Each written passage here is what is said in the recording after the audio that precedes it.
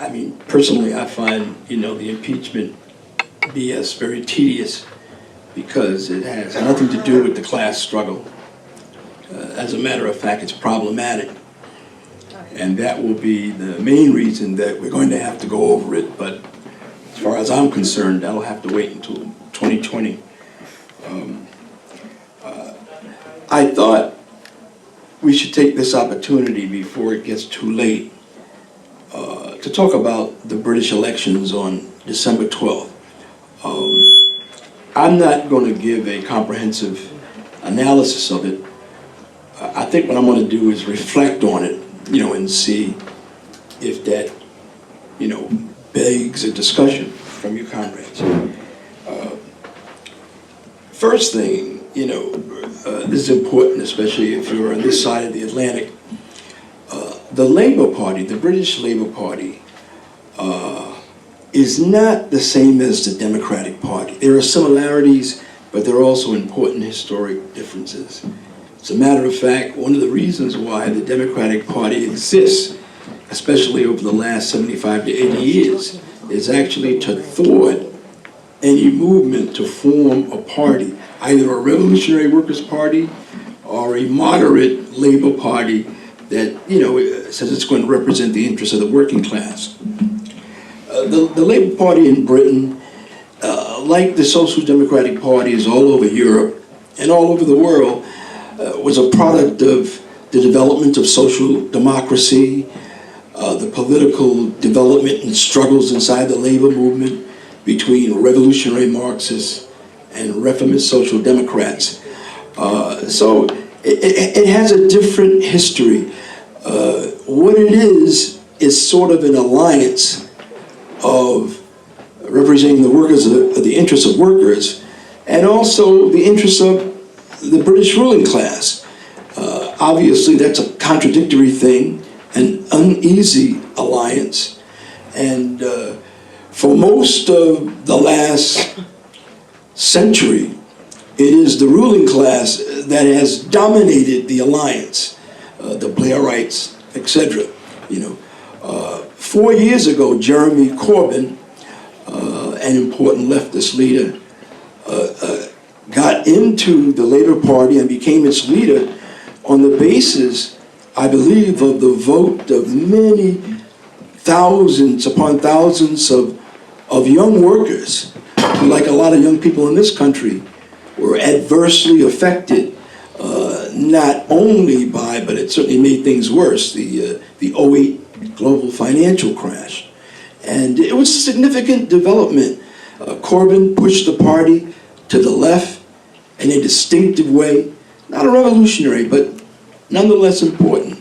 Their election manifesto for 2019, I went over it, it's very good. I think it compares favorably to anything Bernie Sanders has taken. He's to the left of Bernie Sanders, not only on some domestic issues, but also in terms of the anti-war movement, broken with Israel mostly,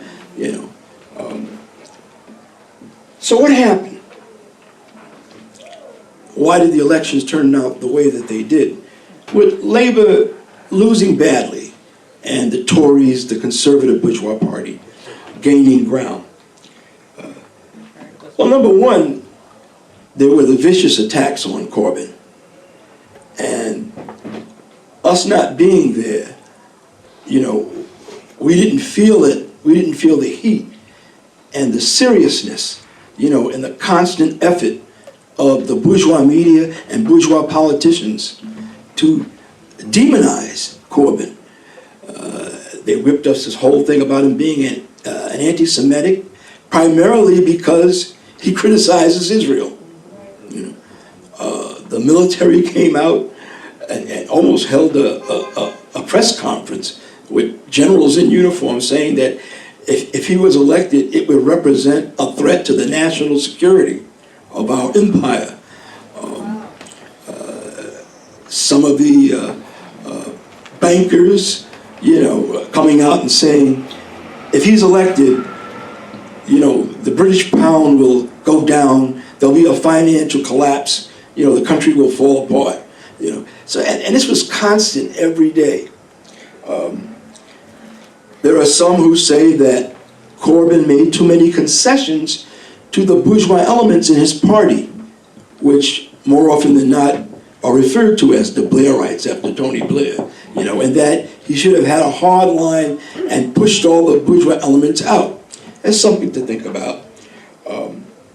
I noticed that compared to other countries, let's say France right now, but other countries in Europe and around the world, there are not that many strikes, not that many workers' strikes going on in Britain, particularly in England.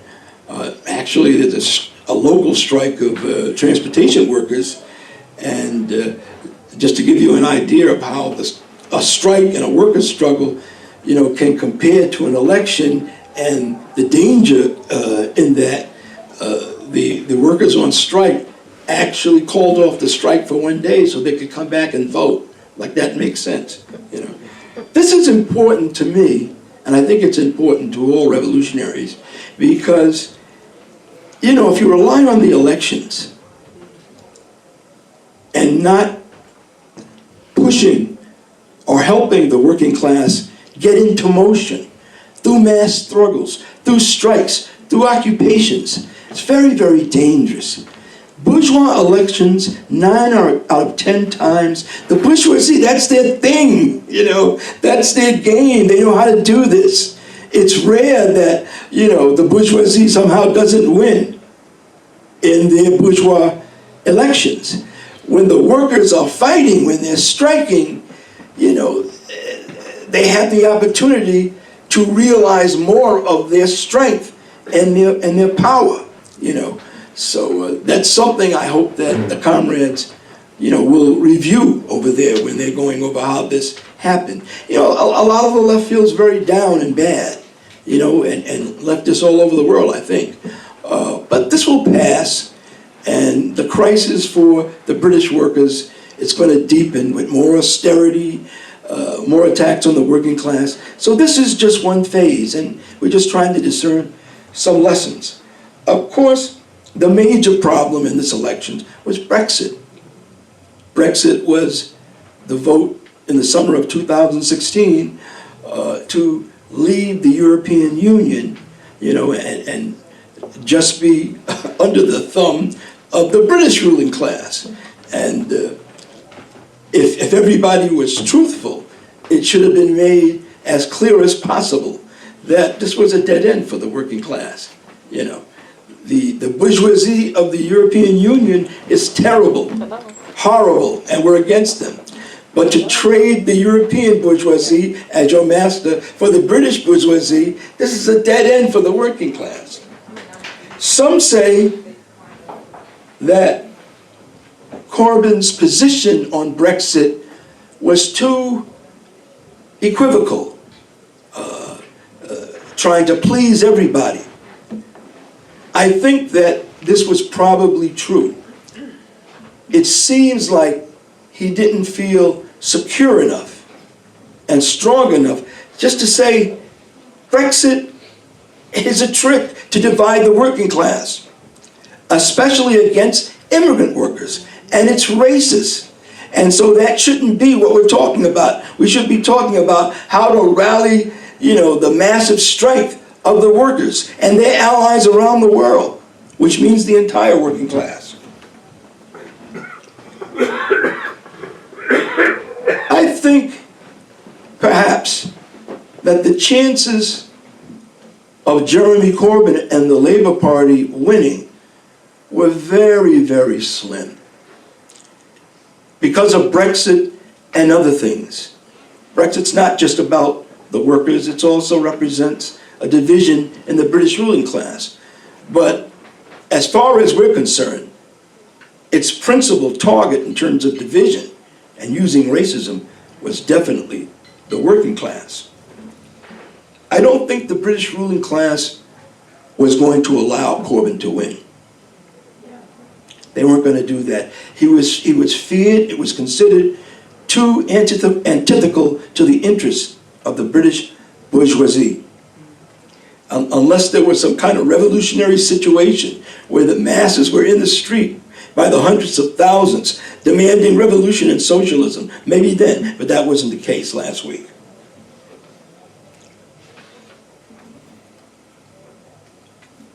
Also, the ruling class in the Tory party and the ruling class inside the Labour Party, they were united against Corbyn. You know, that's where their class unity transcended, you know, their party loyalty.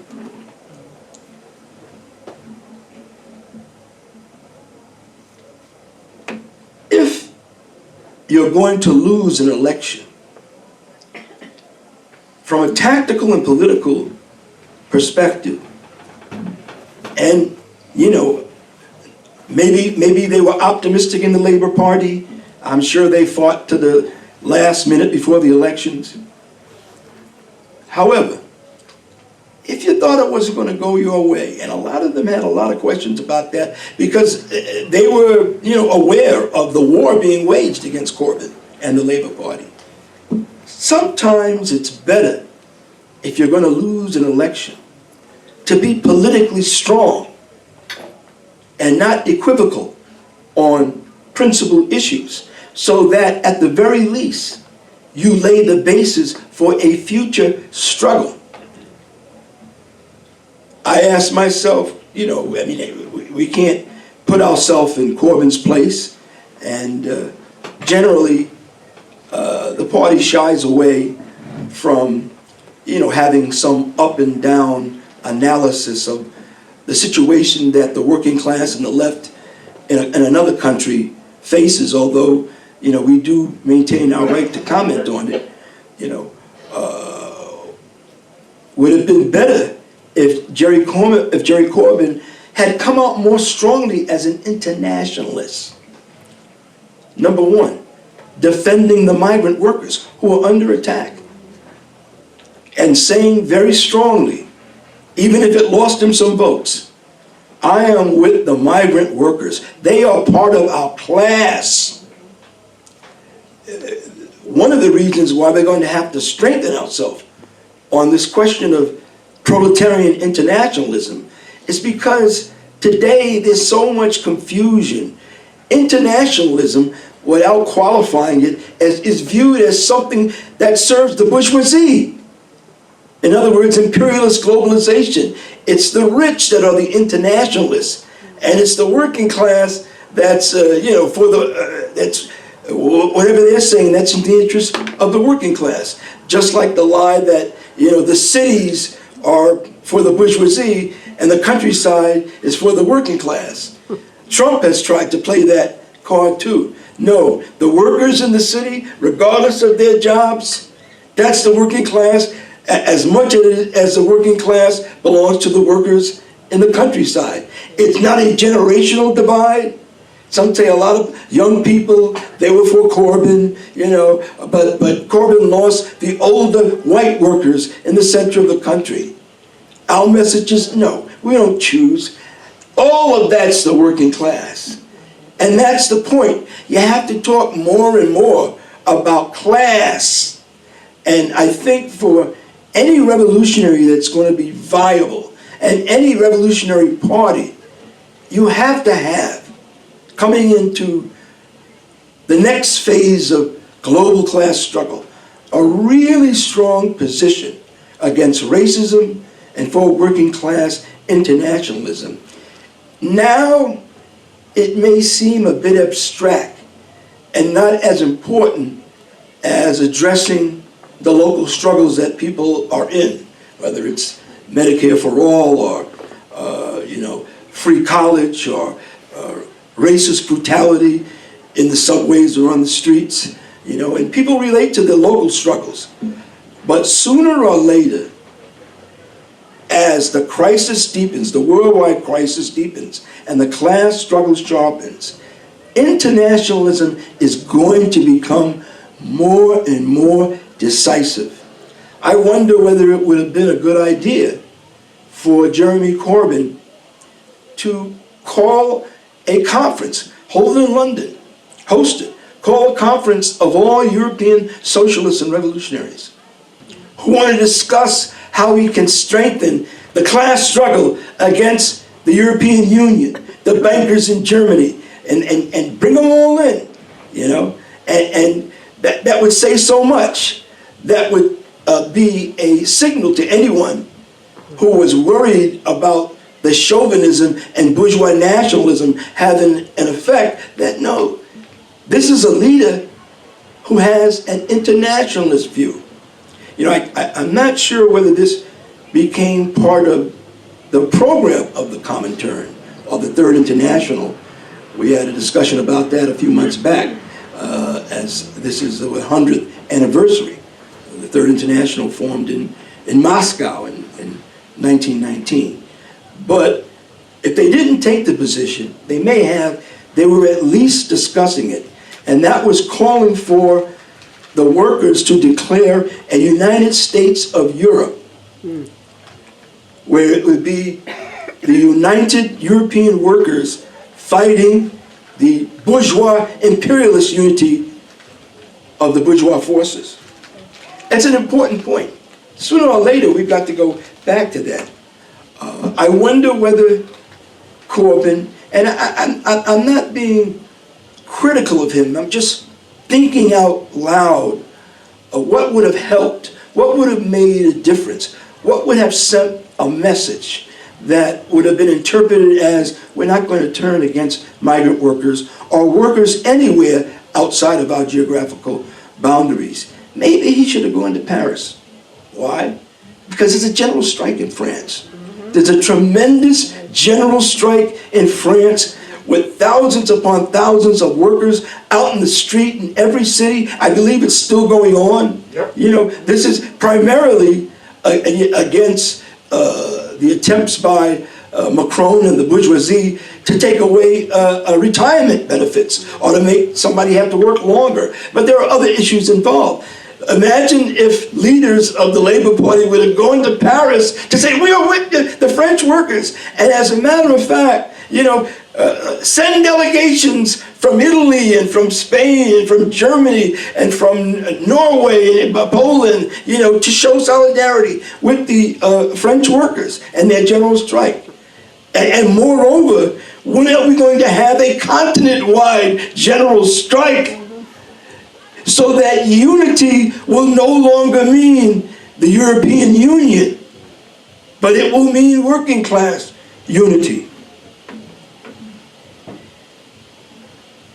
Anyway, comrades, as I said earlier, this issue of internationalism may not seem as urgent and as important at the moment, but that's going to change, especially if a war breaks out anywhere. And it would do our party very well when they begin to judge our efforts in history if we were the primary party, you know, at the center of world imperialism that had the strongest record, not only in paper and in speeches, but in actions, that we were ready to show the direction to a new kind of proletarian internationalism. Because ultimately, the way you fight the racist, bourgeois chauvinism and nationalism, and we're talking about Trump as much as we're talking about Boris Johnson or any of these neo-fascists in Europe, you fight it with internationalism. You fight reactionary bourgeois nationalism with internationalism. Thank you. Will help us, you know, on top of consolidating relationships with activists and groups that we've probably known a long time. I hope we'll meet some new people around the world, people and groups that we could take another step, not knowing what that step would be, but knowing where the direction is. It's a step in the direction of internationalism. You know, the class question is so fundamental, yet our class on a global basis, you're talking about solidarity, it's fairly weak. There are exceptions, but it's one of the big weak spots. You know, those who, you know, in England who were against, and I'm glad that comrades talked about, you know, the British Empire, especially, you know, Scotland and Ireland and Wales. That's important. Can't forget that. If you wanted to vote against Brexit, you had to vote for Leave, or you had to be for Leave. But the Leave forces were led by the bourgeoisie. And so that was your choice. You know, either be with the Leave, the Remain forces. Sorry, the Remain forces were with the bourgeoisie. So whether you're for Leave or for Remain, you were choosing bourgeois leadership. Where is our class interest? Which is not to say that it's easy to create a working class pole. Probably hard as hell. Maybe if it were easier, there'd be one. You know, maybe it was so difficult that, you know, anybody who thought about it said, well, not this time. You know, we can't do it, you know. But the absence of it echoes. It says a lot. It's very painful. There has to be a global class pole. And moreover, you know, I'm afraid that we may have to write off a certain percentage of the working class, whether it be here or there, who, you know, voted for racist reasons, you know, because they may be beyond repair. You know, their deterioration may be irreparable, but we shouldn't write all of them off. Because as things change, as situations intensify, the class struggle becomes a magnet with potent gravity. And so by all means, we should not write all of the workers off who vote for racism. Maybe we have the right to look at them with a, you know, very, you know, because if they come into our ranks, they may turn off other people, you know. But if we want to do big things, we'll have to have a strategy that, as best as we can do, speaks to all sections of the working class. The working class is so fragmented. What's frustrating is the generational break, which is big, because it's not only generational, it's cultural, you know, it's the way you view LGBTQ people, you know, people who, you know, talk about our pronouns as opposed to people say, why should I do that, that. Yeah. People who are culturally, you know, 30 or 40 years, if not 100 years behind, you know. But somehow, a serious revolutionary party that wants to deal with workers, you know, has to task itself with finding a way to address certainly as many sectors of the working class that are open to a revolutionary message. Those who are not open to a revolutionary message at a particular time, you are probably wasting your time. But it's a contradiction within contradictions. Sometimes you find that people are open where you didn't expect it. I don't know how many, perhaps none of those teachers and education workers in West Virginia voted for Trump. You know, perhaps most of them voted for Bernie Sanders because either he won or almost won the West Virginia, you know. But let's say that some of them voted for Trump. But then they had a wildcat, brilliant, militant, statewide strike. You know, so things change. And also, I'm so glad that we talked about the subway campaign here. It's being watched. All cities are important, small, medium, and large. But New York City arguably is, you know, this is the center of imperialism. This is the center of finance capitalism. It's a rich city, it's a desperately poor city.